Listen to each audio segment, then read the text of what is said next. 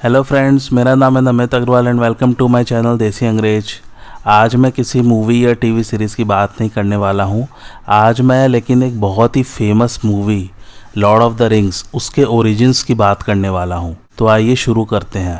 तो सबसे पहले तो मैं ये बता दूं कि लॉर्ड ऑफ द रिंग्स जो मूवी है वो एक नावल पर बेस्ड है और नावल का भी सेम नाम था।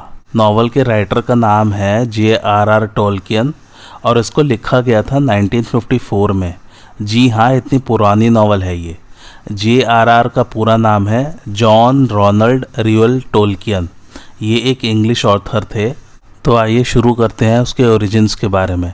इसके बाद जो है मैं अगले एपिसोड से लॉर्ड ऑफ द रिंग्स के जो 3 पार्ट्स आए थे उनका रिव्यू करूँगा।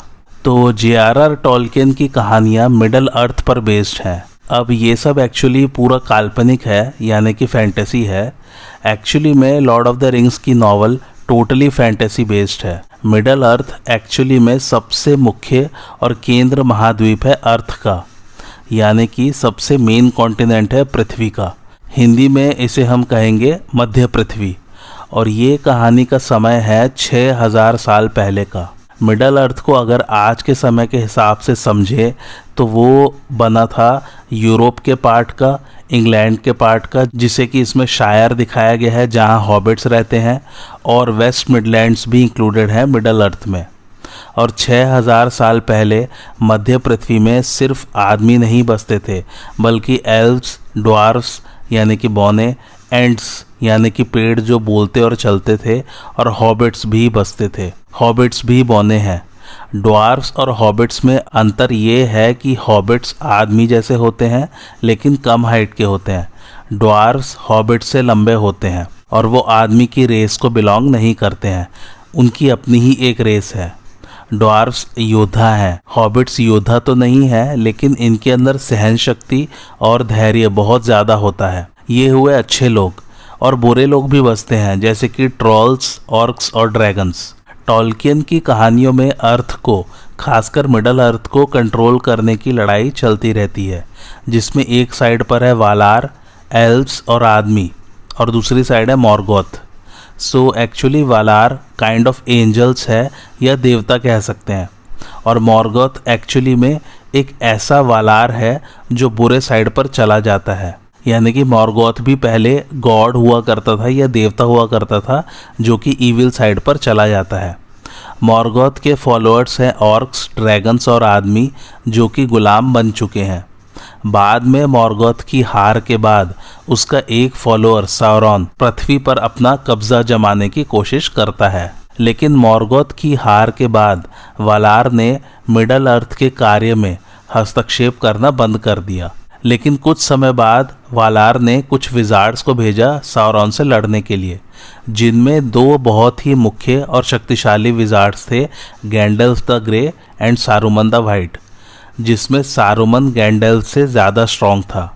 गैंडल्फ अपने मिशन के प्रति सच्चा और वफादार रहा कि साउरॉन को हराना है, लेकिन सारुमन भ्रष्ट हो गया मिशन के दौरान। सारुमन के मन में खुद पृथ्वी पर कब्जा करने की इच्छा पैदा हो गई और वो साउरॉन को हरा के अपना अस्तित्व और अपना राज फैलाना चाहता था। और इन जादूगरों यानी कि विजार्ड्स के साथ लड़ाई में शामिल थे एल्व्स, ड्वार्फ्स और एंड्स। अब जो टाइटल में रिंग्स वर्ड मेंशन है उसकी कहानी सुनिए। रिंग्स का मतलब है यहाँ अंगूठी। तो रिंग्स ऑफ पावर को बनाया था एल्वन स्मिथ्स ने, यानी कि उन कारीगरों ने जो कि एल्व्स थे, और ये एल्व्स बिलोंग करते थे नॉल्डोर रीजन को। तो कुल मिला के 20 सबसे शक्तिशाली अंगूठियाँ बनाई गई थी, जो पहनने वाले को शक्तियाँ देती थी, जिसमें गायब होने की शक्ति भी शामिल थी। कुछ अंगूठियाँ और भी बनाई गई थी, लेकिन उनकी शक्ति इन 20 अंगूठियों के मुकाबले कम थी। खैर, हम इनकी बात नहीं करते, हम फोकस करेंगे उन 20 अंगूठियों पर। इन एल्वन कारीगरों को लीड करता था सेरेब्रिम्बोर, जो कि नॉल्डोर का सबसे महान और सबसे उम्दा कारीगर था। और ये मोरिया की माइंस यानी कि खानों के ड्वार्फ्स के साथ भी काम करते थे। लेकिन ड्वार्फ्स को लीड करता था नार्वी, जो कि दोस्त था सेरेब्रिम्बोर का। अब साउरॉन, जो कि बहुत शक्तिशाली और महत्वाकांक्षी था, मॉर्गोथ की हार के बाद वापस नहीं गया वालार के पास। उसको वालार ने कई बार बुलाया क्योंकि उसको मॉर्गोथ का साथ देने के लिए कड़ी सज़ा मिलनी थी, लेकिन वो वालार से बच के छुप के रहने लगा मिडल अर्थ पर। कुछ समय बाद सारौन भेष बदल के लोगों के सामने आया और ये कहने लगा कि मुझे वालार ने भेजा है ताकि वो मिडल अर्थ पर उनका ज्ञान और उनकी रोशनी फैला सके। उसको एल्व्स के लीडर्स गिल-गैलाड और एलरॉन्ड ने लात मार के भगा दिया, पर जो नॉल्डोर रीजन के एल्व्स थे वो उसकी बातों में आ गए। फिर सारौन ने उन्हें रिंग्स ऑफ पावर बनाना सिखाया, यानी कि ऐसी अंगूठियाँ जिनमें शक्ति हो। तो उन्होंने 7 अंगूठियाँ बनाई ड्वार्फ्स के लिए और 9 अंगूठियाँ बनाई आदमियों के लिए। इधर सेरेब्रिम्बोर ने 3 अंगूठियाँ बनाई एल्व्स के लिए। और सारौन ने क्या किया कि वो मॉर्डोर चला गया, जहाँ पर उसने सिर्फ एक अंगूठी बनाई जो बाकी 19 अंगूठियों से सबसे ज़्यादा शक्तिशाली थी और जो बाकी अंगूठियों को कंट्रोल भी कर सकती थी, और वो उसने बनाई माउंट डूम की सुनहरी आग में। ये एक अंगूठी यानी कि वन रिंग बनी ब्लैक स्पीच के द्वारा। ब्लैक स्पीच, जिसे हिंदी में हम काली भाषा कह सकते हैं, ये भाषा सारौन ने खुद इन्वेंट की थी और ये सिर्फ मॉर्डोर की बुरी दुनिया में ही बोली जाती थी, और ये भाषा एकमात्र भाषा रहेगी जिसके थ्रू सारौन अपने सर्वेंट से कम्युनिकेट कर सकेगा। इसे और कोई ना ही बोल पाएगा और ना ही समझ पाएगा सिवाय उसके सर्वेंट्स के। हाँ, तो जब ये रिंग सारौन ने बनाई, एल्व्स को पता चल गया इसके बारे में और उन्हें सारौन का उद्देश्य भी समझ में आ गया बाकी रिंग्स को कंट्रोल करने का। तब तुरंत एल्व्स ने अपनी 3 अंगूठियाँ छुपा दी। सेरेब्रिम्बोर ने वो 3 अंगूठियाँ भेजी गैलाड्रियल, गिल-गैलाड और सिरदान को। इसके बाद सारौन ने एल्व्स पर हमला बोल दिया, इस मकसद से कि वो बाकी सभी 19 रिंग्स उनसे वो छीन लेगा। लेकिन उसके हाथ आई आदमियों वाली 9 रिंग्स और उसने नॉर्डोर को तबाह कर दिया। इसके बाद उसने सेरेब्रिम्बोर को पकड़ लिया और उसे खूब टॉर्चर किया बाकी रिंग्स का पता बताने के लिए। टॉर्चर में सेरेब्रिम्बोर ने 7 रिंग्स का पता बता दिया जो कि ड्वार्फ्स की थी, लेकिन उसने एल्व्स के 3 रिंग्स का पता नहीं बताया। अल्टीमेटली नूमेनोरियंस ने सारौन को अपना बंदी बना लिया। सारौन ने लेकिन नूमेनोर के आदमियों के दिमाग को करप्ट कर दिया, जिसके कारण उनकी सिविलाइजेशन तहस नहस हो गई। अब तक सारौन भाग चुका था इनकी कैद से और उसने अपनी सेना फिर से खड़ी कर ली थी। जो बचे खुचे नूमेनोरियंस थे उनके लीडर बने एलेंडिल, और एलेंडिल के बेटे थे इसिल्डुर और एनारियन। इन्होंने 2 राज्य की स्थापना की, आर्नोर और गोंडोर। फिर नूमेनोरियंस ने एल्व्स के साथ मिलकर सारौन के खिलाफ एक बहुत बड़ी जंग छेड़ दी। युद्ध के दौरान इसिल्डुर ने सारौन के हाथ को काट दिया जिसमें उसने वो रिंग पहनी हुई थी, और अल्टीमेटली सारौन हार गया। वो रिंग को फिर इसिल्डुर ने रख लिया।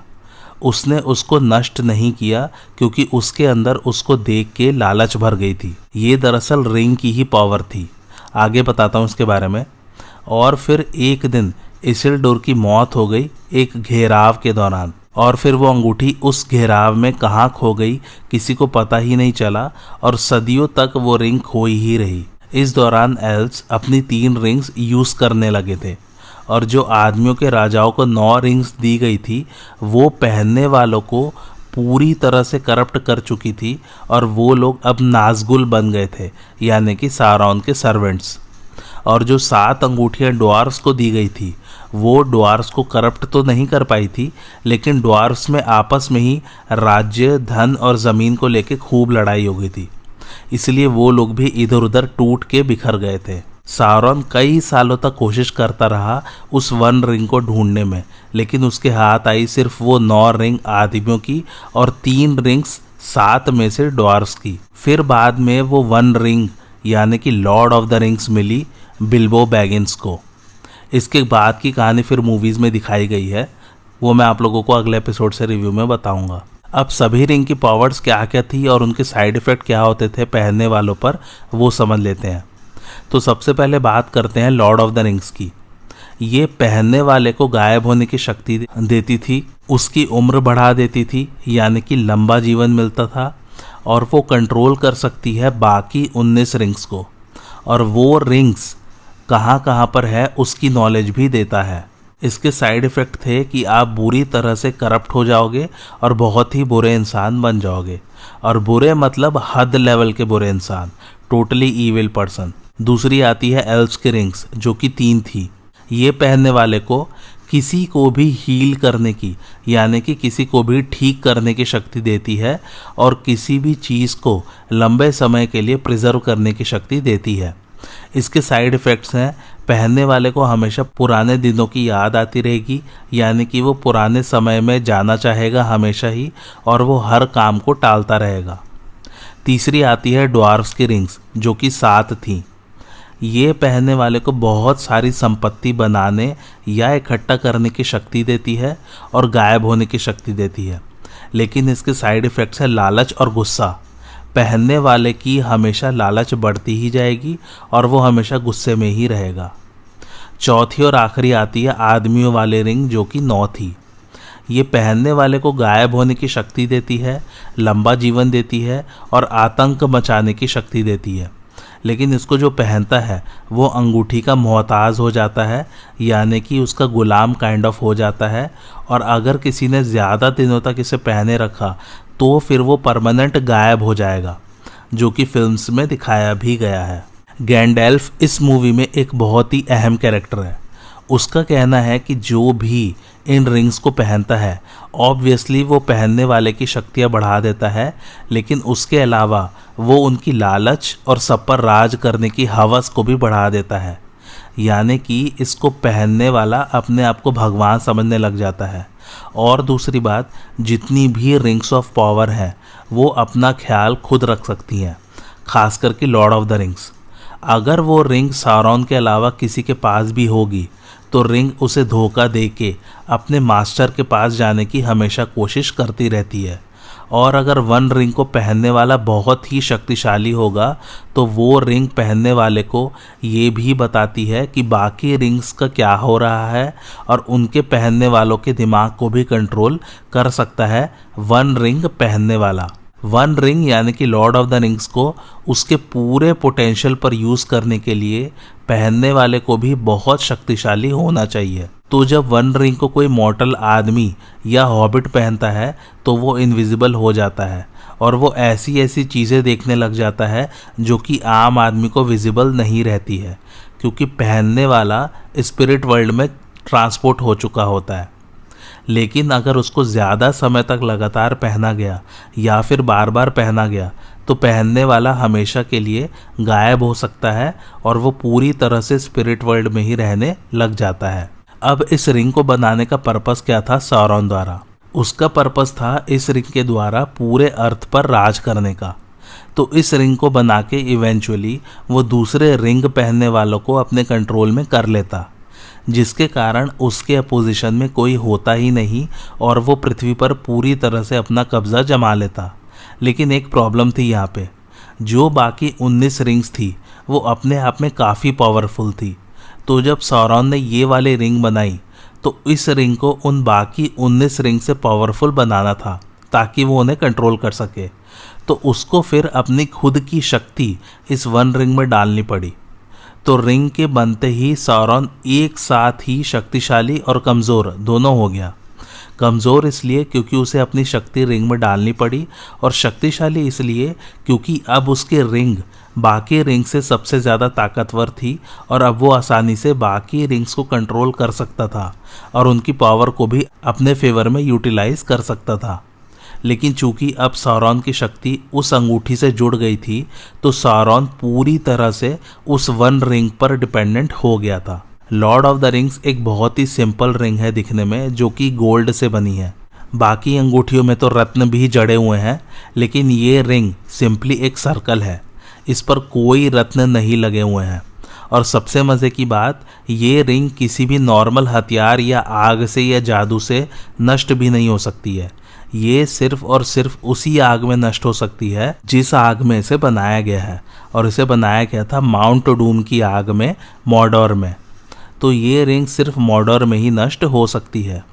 ये अंगूठी अपना साइज़ बदल सकती है, अपना वेट घटा बढ़ा सकती है और ये अपना साइज़ अचानक से कभी बड़ा करके पहनने वाले की उंगली से निकलकर एस्केप कर सकती है। तो एक्चुअली में जब इसिल्डोर ने उस रिंग को सारॉन के हाथ से काटा था तब ये अंगूठी एकदम आग की तरह सुर्ख लाल गर्म थी। तब इसिल्डोर ने देखा कि उस अंगूठी पर कुछ लिखा हुआ है एल्विश भाषा में। उसका इंग्लिश ट्रांसलेशन कुछ इस प्रकार है, 1 ring to rule them all, 1 ring to find them, 1 ring to bring them all and in the darkness bind them. तो बस इसी रिंग को सारॉन पाने की कोशिश कर रहा है और कुछ हॉबिट्स उसे रोकने की कोशिश करते हैं। वो लोग रिंग को मॉर्डोर ले जाके डिस्ट्रॉय करने में लगे हुए हैं। तो यही है इस मूवी का बेसिक कंसेप्ट। और भी बहुत सारी चीज़ें रिवील होती जाएंगी जब अगले एपिसोड से मैं सभी मूवीज़ का एक एक करके रिव्यू करूँगा। तो कैसा लगा आप लोगों को आज का मेरा रिव्यू, मुझे कमेंट करके ज़रूर बताइए। और मेरे चैनल देसी अंग्रेज को लाइक शेयर और सब्सक्राइब ज़रूर कीजिए। Thanks for watching.